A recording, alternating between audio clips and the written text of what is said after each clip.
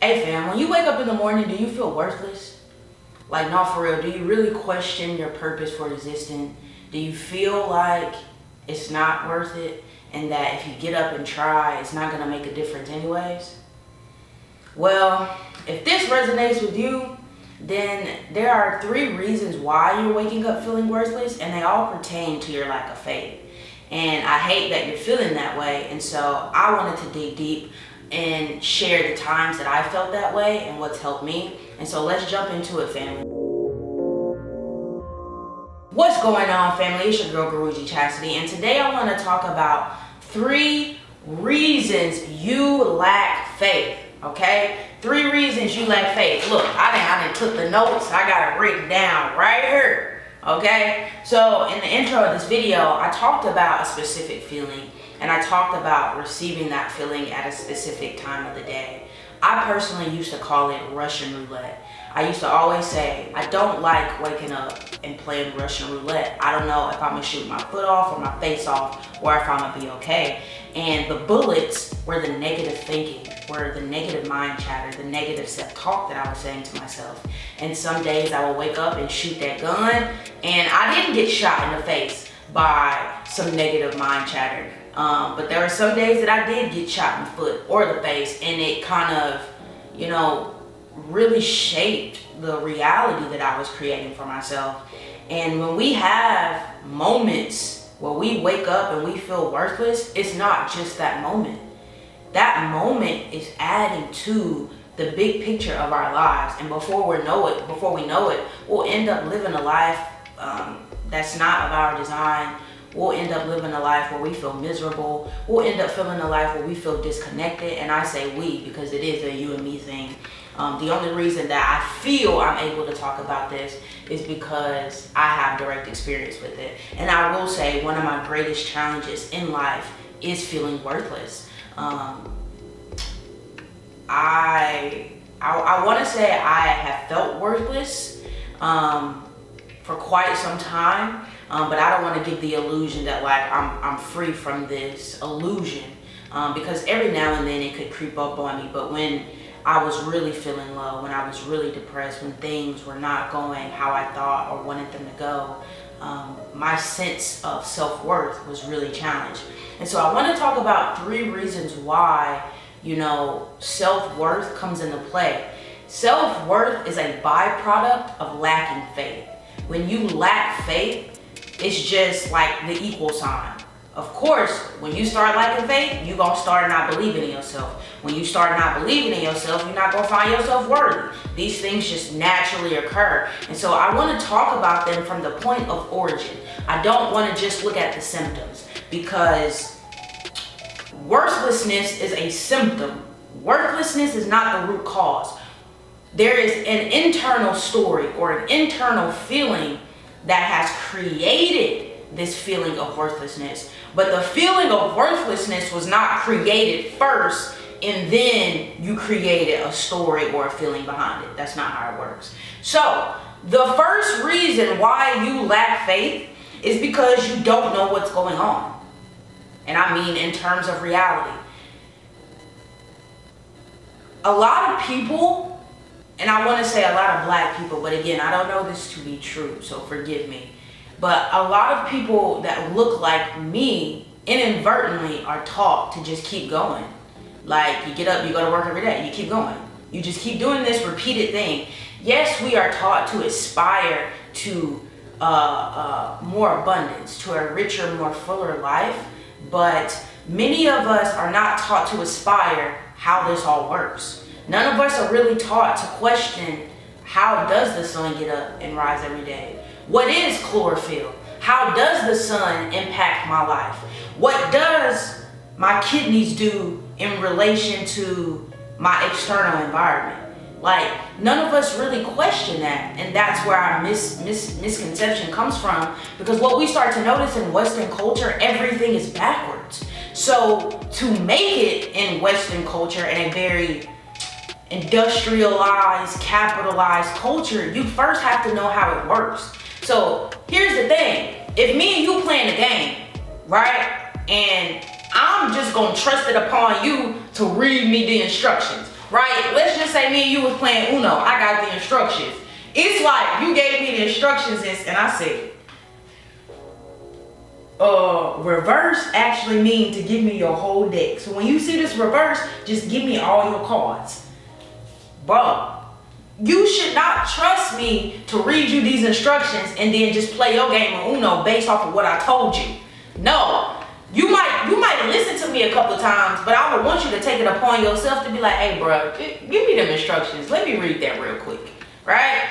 None of us are reading the instructions to life. We just using what we've been taught or what they done told us and being like, oh, okay, yeah, that'll work. And then what ends up happening is it don't work. It don't work for you because you haven't taken the time to explore and investigate how reality itself is actually made, and then how you can use those same tools that the people who control the world, right? Because here's the tea: the people that control the world use the same tools of reality to create their reality, right? They are just confusing you and me on how to use them. They're just prolonging our ability to use them. But once you know how to use the same tools that the shapers of Western civilization use, once you know how to use those same tools, you can now freak them in your own unique way, in your own unique consciousness, because that's what you are. But you can't create a life on your own terms if you don't know how life works. And here's the case, so you can say like, yeah, I get you, Chastity, but life works differently for everybody. But the three elements, the three foundational pieces are the same. To make the cake, to make the reality cake, you need the same three ingredients. You need mind, you need consciousness, and you need thought. You need all three of these ingredients. This does not change for anybody. Nobody who wakes up every day and has a moment-to-moment experience can escape a reality with these three ingredients. So I feel like it will behoove you to figure out how these three ingredients work so you ain't caught up in something. So you know what's going on. You see what I'm saying? But you can't create a life of your design. You can't maintain faith of any sort. You can't maintain self-confidence of any sort if you don't know how reality is made, if you don't know the three layers of this cake. And here's why. When you don't know the three layers of mind, consciousness, and thought, you'll get trapped in one of these layers. And when you get trapped in one of these layers, you cannot despite appearances. That's what faith is. Faith says, despite appearances, I know this to be true. A lot of times we use the idea of faith in religion. So it looks like no matter the things going awry in my external environment, I know God got my back. I know this is going to work out for me. I know God want me to do this. I know God going to see me through. That's faith. Despite appearances, despite the fact that life seemingly is falling apart before my eyes, I'm going to trust and believe that God got my back. That's what that there faith is, okay? That's what faith is. Now, if you don't know how reality is made, you will get trapped in one of those three layers, right? We're going to say mind. We're going to use thought, for example. If you get trapped in thought, but you don't know what thought is, you're not going to be able to say, despite appearances, I'm okay. Despite appearances, I don't have no reason to freak out. For instance, thought, right? Thought does nothing but look around your external environment and say, this is this and this ain't that.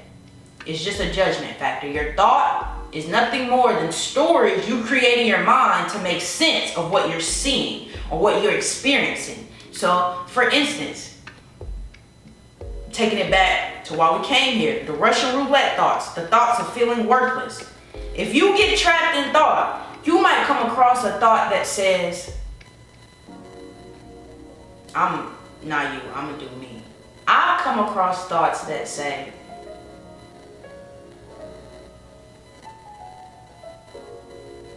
I want to get a good one, so I want it to come to me. I don't want to just pull this out of my ass. Okay, I'm now doing oracle readings locally at a coffee shop downtown.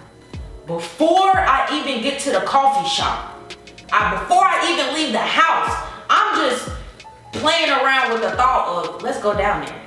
I will have a thought that comes in my brain that says, it don't matter. Nobody is gonna come anyways. And so you could be doing something else to make money. It's not gonna work. Like, it don't matter. If I don't realize that that's just a story I'm making up in my head to scare myself, either to take action or to scare myself towards depression, because that pain needs to feed on things as well, just as the positive in me, just as me wanting to be motivated and taking action, right? If I don't realize that either one of these are a story, I could get caught up in this negative story. I could get caught up and say, you know what, despite appearances, you right, story. That shit ain't gonna work. I ain't gonna go down there and make no money anyway, so I ain't even gonna go. If you don't know how reality works, you can get caught up in there. And then you can lose faith. I.e., then you'll start to feel worthless. So this is how this would break down. If I didn't know how reality is made, and I couldn't realize, oh shit, that's just a story. You just making that up. It's for me, I literally be like, that's a sin. You can do it. What is you talking about? Of course, I ain't even trying to go down there and make money. I'm trying to help people. What you talking about? Of course this gonna work, right? If I don't do that and get that combatant in that story, what'll happen is I'll believe that story. And I'll be like, you know what, you're right, that's not gonna work. And then I'm gonna break my faith bubble. I'm gonna break the faith bubble. I'm gonna say, you know what, that was a bad plan. I don't even know why I tried that in the first place. That stuff wasn't gonna work. I shouldn't believe that I would have the ability to go down there and draw people to me so they can do oracle readings. Now, the more I tell this story and the more I believe this story, the more I believe that I don't have an innate value, that I don't bring value to other people's lives through doing oracle readings, that I don't bring value to my own life by being able to do oracle readings and then getting paid for it. So that means taking care of myself, right? And so if we don't realize how reality is made, i.e. that thought is a story, you can follow this story. Right? And if it's a negative story, this story is going to pop your faith bubble. Once your faith bubble is popped, you are then going to lose self-confidence. And you are not going to feel worthy. You are not going to feel safe and secure inside the reality that you're creating because you don't know how reality is created to begin with. So, reason number one you lack faith is because you don't know how reality is actually made to begin with. You just living in it. You just being caught up in the wind of reality. You ain't stop for a moment and say, woo, why that breeze cut my ankle like that? Okay, that is a question. Number two, the second reason you lack faith is because you have a vague or misty idea of what you want. Bruh, ain't no vague or mistiness. We don't do that. Do you want it or do you not? Is it a yes or is it a no? Is it purple? Is it blue? Like, I'm reading a book, The Science of Getting Rich by Walter Wattles. And one of the things that he said, look fam, if me and you trying to communicate, but let's just say we 1,000 miles away and I'm sending you Morse code, I'm not just finna send you every letter of the alphabet. A, B, C, D, and then just expect you to make a message out of me sending you the whole alphabet. Cause then you're gonna be like, well, I don't know what they want to make, and then you just gonna be making their own sentence. You just gonna be making your own sentence. Or what if instead of sending you each individual letter of the alphabet, I just sent you random words like abundance, affirmation, journal. You're gonna be like, what? What I'm gonna do with this? We 1,000 miles away and you sending me broken messages talking about abundance, affirmation, and journal. What do I do with that? That's how the universe feel. The universe said, what I do? What they want? What? What they trying to tell me, bro? Same thing.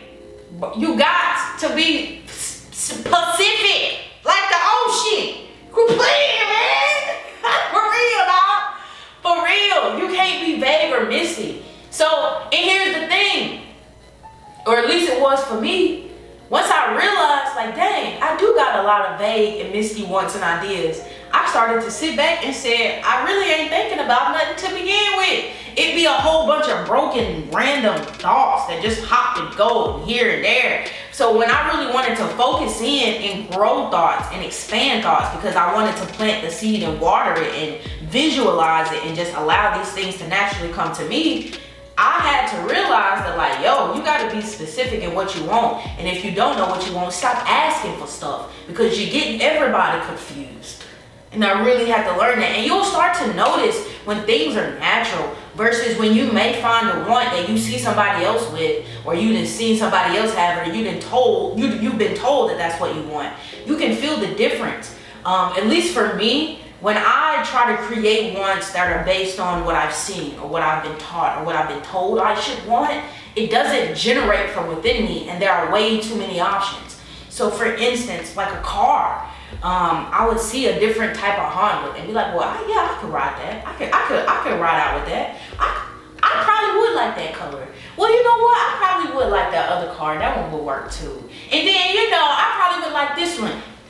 When I start doing that and I can't make a choice, and it's like, well, this and this and this, that means that want in itself, that desire in itself was not generated from me. I just had seen some shit and was like, oh, I could like that. I would like that. But that isn't really what would make me happy. And that's the goal of faith. Faith has to be what you want, because God dwells within you. And if you believe that God dwells within you, then you know what you want is what God wants. And if you want it from the core of within you, you wouldn't break faith, because shoot, if God lives within me, God wants me to have that too. So shoot, I know what's up. So for instance, that's one scenario of me just seeing stuff. But I have this other scenario that was really like generated outside of me, and I can continue it on. Like, this was a couple of days ago and I'm still holding true. I haven't switched up on it. I haven't said, well, what about another option? It's like, no, I want that one. I like that one. What I gotta do to get that one? And it is a particular, it's a Freeman coach, if I'm not mistaken. It's a traveling van that you can live in. Once I saw this, I was like, oh no, that's what I want to do. That's it. That's what I want. And I didn't waver in it. I've been able to hold the thought. I think about it sometimes. Or I think about, like, what can I do to get it? Or what would this be? But I'm not switching up on the thing itself. I'm not enticed by multiple versions of this one thing. It's like, no, it's that. You see what I'm saying? So I could tell in myself, like, yo, that generated from within me versus like that generated outside of me. And that could be really anything. It could just be whatever sparks my fancy. When it's generated from within me, it can't be whatever sparks my fancy. It has to be exactly what I felt, exactly what I visualized, and I want to follow that directly. And then the last reason, family, the last reason you lack faith is because you separate yourself from God. God is outside of you. Whatever your God may be, whether that's Jesus, God, Allah, Buddha, it's just this external experience that lives outside of you, right? And that in itself causes the breakdown of everything. When you feel like you're separate from God, you'll never truly feel safe and secure inside your own body. You'll never fully feel safe and secure inside your own mind to maintain faith, because in the place where you live the most, which is your body, God isn't present. So that is scary. You know what I'm saying? That would cause you to distrust or not believe that God got your back, or that abundance and beauty and love and all of these amazing, powerful things are really meant for you. If you feel like you gotta go hunting for God, you gotta go chasing for God, right? I would lack faith as well. And so this is how we correct this thinking, fam. I briefly said it earlier. When you can fully grasp and realize that God lives within you, when you can grasp that, then you know that whatever you want is what God wants. You just have to make the choice. And if we got cause and effect, man's first cause is intention. If you're always setting your intention by default to love, like, yo, I'm just doing this out of love. I'm just doing this for the love. I'm just doing this out of love. When the effect comes, you're always going to be privy to it. And if we know that God is love, Anytime you're moved to do anything that feels good, that feels right, then you know, hey, this is a movement of God. I'm being compelled. God is ordering my steps. I just have to walk. Once we start doing that, we're able to maintain faith. But if we're making decisions from our mind, it's a tug of war. It's, well, I could do this and I could do that. Well, I don't know. That might work. The moment something happens that challenges that thought that your mind made, you're automatically going to receive a story that says, oh man, we shouldn't have done that. Or I should have tried this, or I should have tried that. You're going to break the faith bubble because you're making choices from your mind when God lives in your heart. Security, comfort, knowing lives in your body. It doesn't live in your mind. And so until we're able to fully live in our body and fully, embody what it means to be a human, to have this experience in this bio-spiritual vehicle called a body, then you're always going to feel separate from God. And when you always feel separate from God, you're always going to lack faith because you're not making choices from a safe and secure space, i.e. your body. You're making choices from a very lackluster, from a very chaotic space, which is your mind. Your mind is a creative center. It's just supposed to be creating stuff. It ain't supposed to be making choices. So when you give your mind jobs that it ain't supposed to be doing, of course it's going to freak out. Of course it's going to cause you to pop that faith bubble and second guess every choice that you made. But if you know that you're making choices from your heart, from your body, and you're listening to your body and you're feeling into how things feel, then you know where God always lives. And you can always find it. And you can know what it always wants you to do. Your intuition, right? Your inner child. When you always have access to this, then you know what's up. All right, family. So look, I talked about 3 reasons you lack faith. The first one is that you don't know what's going on, i.e. you don't know how reality is created. So therefore, you can't create a reality in which you can maintain faith because you don't know how reality is created to begin with. So the number 1 reason is that you don't know what's going on. So I advise you to start studying what's going on. I have a video out. That's the 3 elements of reality that specifically goes through this with you so that you can start to make a reality of your own design and actually know what's going on. Second, you have a vague and misty idea of what you want. This cannot be a thing, family. You cannot have a vague and misty idea of what you want out of life. You have to be Pacific, like the ocean, okay? That's very Pacific. And then last but not least, you separate yourself from God. You separate yourself from God, and you are not. God came down here in you to have an experience. You are a direct extension of God. Literally, God is talking to you right now as a being named Chastity. Okay? It's not arrogant to call yourself God. God is literally, because you have to call yourself God because there is no you. There is no me. There is no me. I am just an extension of God. I am just, this little thing called chastity is just God wanting to experience what it's like to be a human called chastity. That's it. That's it. There really is no chastity. Chastity really doesn't exist. I hate to break it to you. Okay? And so these are some foundational understandings that we need to get clear on, family. If you want to maintain faith and you want to build up self-confidence and you want to build up self-belief and you want to build up self-worth, you need to know these 3 reasons and you need to be able to work with them and integrate them. And so if you are not privy to this information, that means there is a certain level of parenting that needs to happen or that was missed out on when you were in your childhood. And so I like to call it reparenting. Everybody needs a little reparenting, right? Because a lot of us have been using the skills that we have been taught by our parents and they was taught from their parents, and we know the farther this shit go back, the crazier it gets, okay? And so if you are interested in learning how to build faith and learning how to heal these 3 reasons you lack faith, you definitely need to join the Reparenting Alliance. It's a 3-day program where I teach you how to work with all of these 3 reasons I just named. The Reparenting Alliance. That junk is coming out, and you can, this is a one-on-one program. It's a 3-day program where you get to work directly with me and we heal these things.